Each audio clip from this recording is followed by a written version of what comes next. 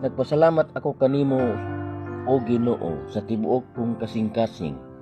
Nag-awit ako mga pagdaig kanimo atubangan sa mga Dios.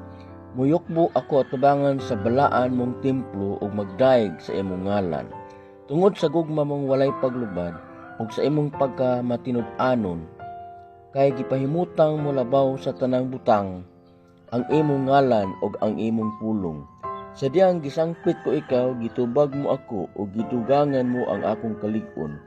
Ang tanang hari sa kalibutan magdaig kanimo o Ginoo, kay nadungog nila ang mga pulong gikan sa imong baba. Mag-awit sila sa mga buhat sa Ginoo ug sa iyang dakong himaya, kay bisan halangdon ka kaayo o Ginoo, gitagad mo ang mga timawa, dili makalikay kanimo ang mga mapahitason. Bisan ana ako taliwala sa kalisdanan, gipanalipdan mo ako. Gisanta mo ang kapungot sa akong mga kaaway, ug giluwas mo ako pinaagi sa imong gahom. Tumanon mo ang tanan nga gisaad mo kanako, ang imong gugma o Ginoo, mulungtad hangtod sa kahangturan, ayaw talikdi ang imong mga gibuhat. Salmo 138 versikulo 1 hangtod sa 8.